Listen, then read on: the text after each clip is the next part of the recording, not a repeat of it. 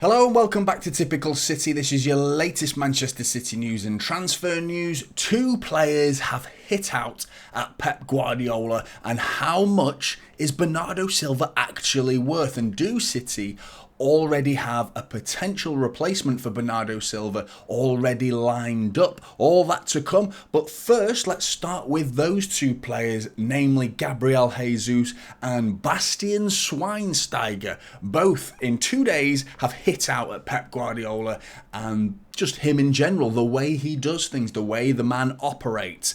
It's questionable. Now, let's start with Gabriel Jesus, obviously the former Manchester City man, speaking on the Danielson podcast.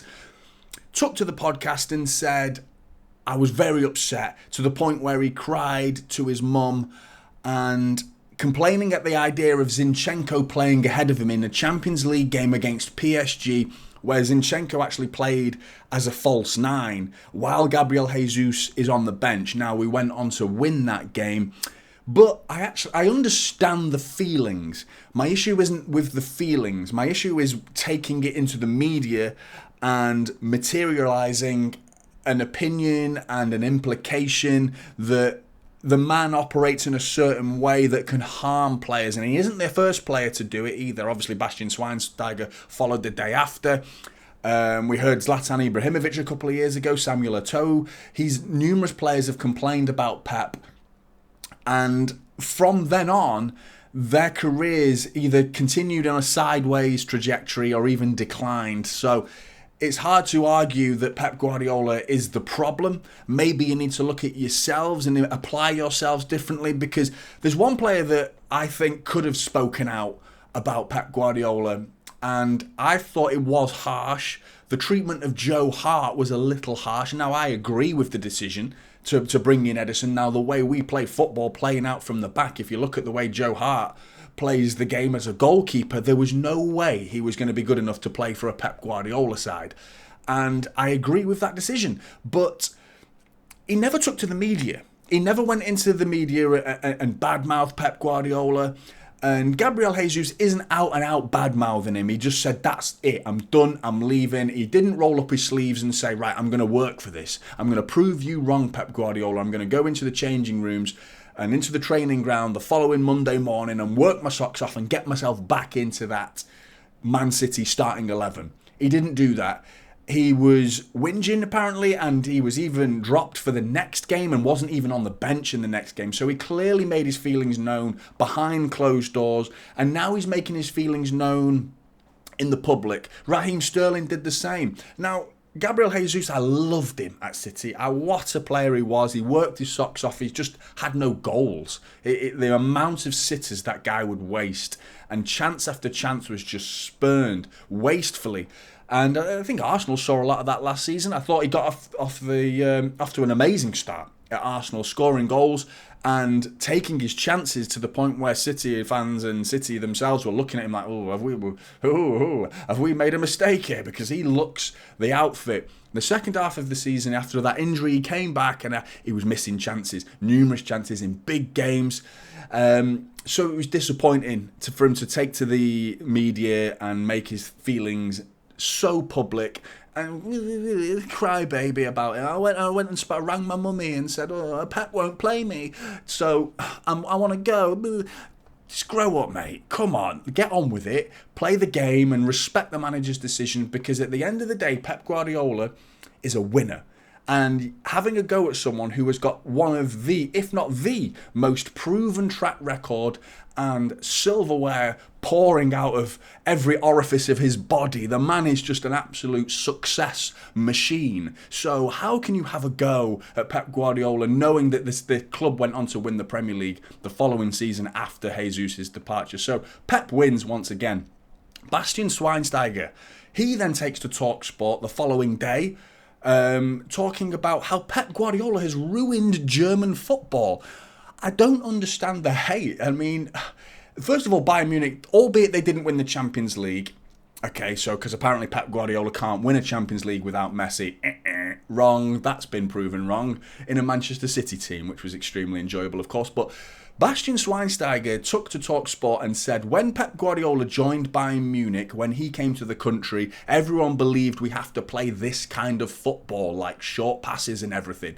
We were kind of losing our values. I think most of the other countries were looking at Germany as a fighter. We can run until the end and everything.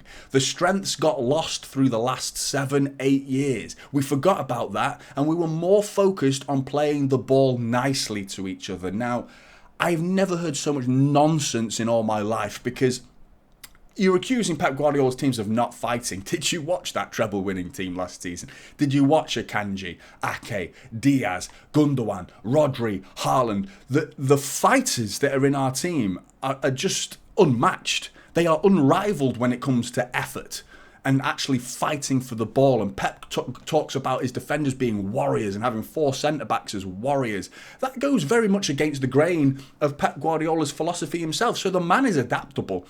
You're talking about his values. He has such a pragmatic mind, and a mind that some people have called stubborn. I think he's open to evolution, because he's renowned for fullbacks. Dani Alves, João Cancelo, Philipp Lahm, all these world-class fullbacks that we've seen under Pep Guardiola, and he said last season, scrap that, forget that. I'm having 4 centre-backs across the back line and maybe 3 centre-backs with an inverted fullback. So the man is adaptable, and to suggest that he's ruined German football, maybe Pep Guardiola isn't the man to blame. Maybe it's your grassroots. Maybe it's the players that Germany are bringing through, because the difference of 10 years ago Germany squad to now, the talent is nothing. The gulf between 10 years ago's talent towards today's talent in the German squad is a monstrous gap. So how is that Pep's fault? There's nothing to do with Pep and the failure of German national football and the league, the Bundesliga, and the actual standard of football. So it does seem that it's I wouldn't call it a smear campaign, but like the world likes to do with regards to City and the Premier League allegations and the charges and whatnot. But it is an attack on the man and his philosophy and the way he plays the game and manages his squads. England, it's happening. You've got kids all the way down to grassroots level. Even at 5-a-side, when you're playing 5-a-side, at my age, lads around my age playing football together, we all play it out from the back now. It's the way to play the game. There's no hoofing it up top anymore. And you know why?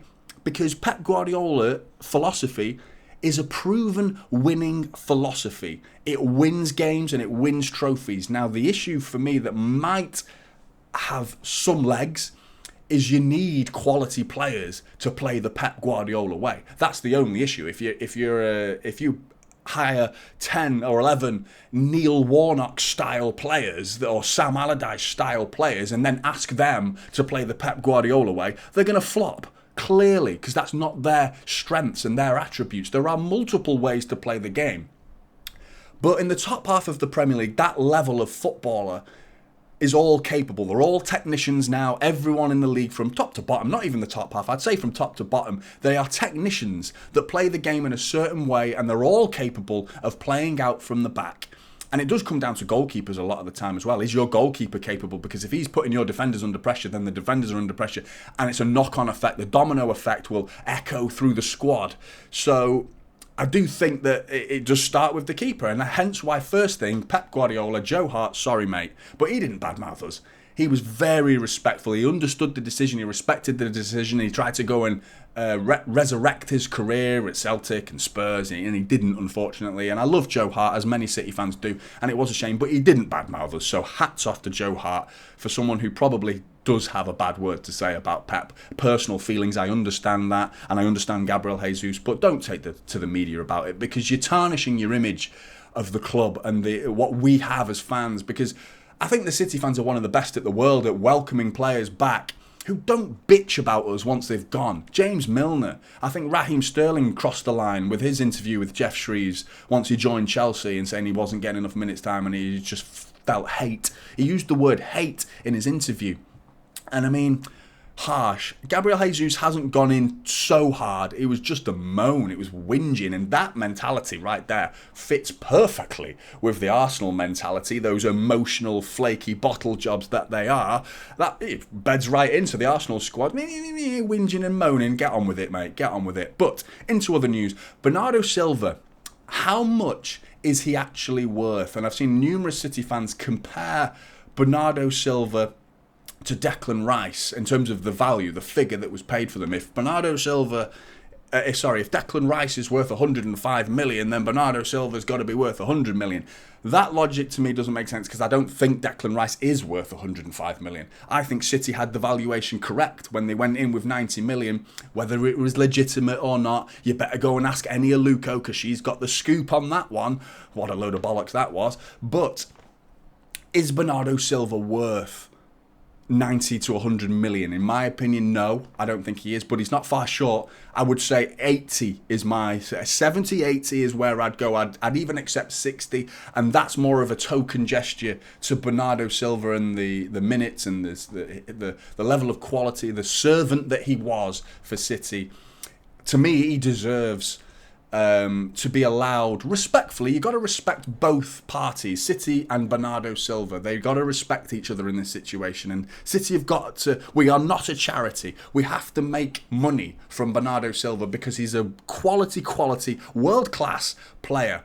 Bernardo Silva, he's put in the minutes, he's put in the hard yards for City. He deserves to be respected on his way out of the door and allowed to leave. But again, not for fucking free, not for 40 million, 45 million, even 50 million is too cheap as far as I'm concerned.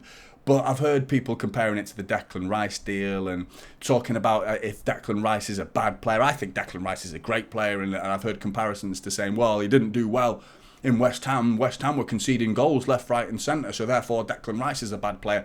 The logic behind that is so flawed. That's like saying Guardiola is a bad player because City scored 7 past RB Leipzig last season.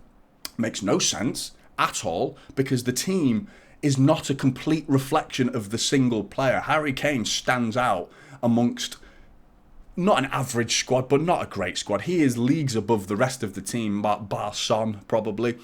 There are players that stand out in certain squads, and Declan Rice stood out in that West Ham team. Doesn't mean he's a bad player because West Ham weren't getting great defensive numbers and they were conceding goals. That's not a reflection on Declan Rice. But I don't want to champion Declan Rice because he's not our player. I don't really care about the guy anymore. That's him gone. But the comparisons between Bernardo Silva's value and Declan Rice's value, they don't make sense because I don't think Declan Rice is worth 105 million. We've got to get 70 million for Bernardo Silva. Surely 60, 70 million has to. But Ed Aarons of The Guardian, as well as French Football Weekly, both suggesting that Bernardo Silva's already made his mind up. Football Weekly even went on to say that City aren't being as greedy. Like, oh, God forbid we ask for a fair price on a player. How dare we ask for a fair price on a player when everyone else is charging an arm and a leg and spending whatever they want to spend on all the big red clubs, forking out hundreds of millions. We are being outspent by Chelsea, Liverpool, Arsenal, United are all spending more money than us this transfer window so far. So for City to be accused of being greedy is a joke. But Oscar Glock is the Israeli 19-year-old from Red Bull Salzburg. Now, I've seen glimpses of him.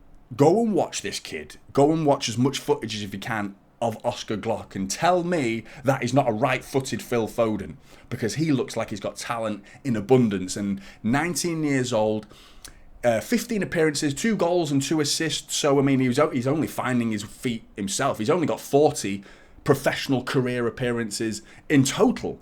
And that was in the Israeli Premier League as well as now in the Austrian Premier League. So he's got a lot of learning to do.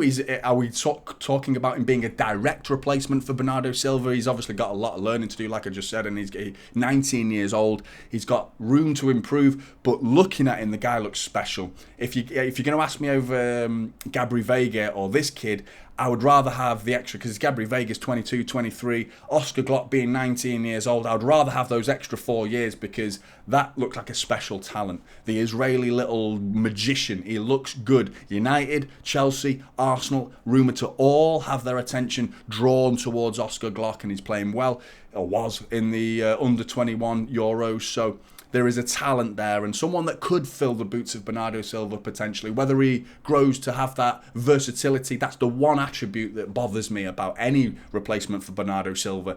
Can you play left back, defensive midfielder, centre midfielder, attacking midfielder, right wing, left wing, false nine. Can you do all that? Because there's very few players in the world that can, and Bernardo Silva was one of them, hence why he should be at least 60 to 70 million. He has to be. But Blues, get in the comments below. I'd love to hear your thoughts on Gabriel Jesus' comments, Bastien Schweinsteiger's comments. Has Jesus gone over the board with what he said? Bastien Schweinsteiger certainly has. But has Gabriel Jesus, has this tarnished his image as a City player, as a former City player?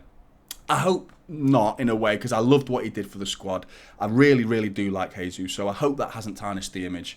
And Bernardo Silva, what is your valuation of Bernardo Silva? And who do you want to see as the best replacement for Bernardo Silva? Let me know in the comments. Like and subscribe. Typical City is the channel, and I'll see you in the next one. This is typical City now, holding up Silva.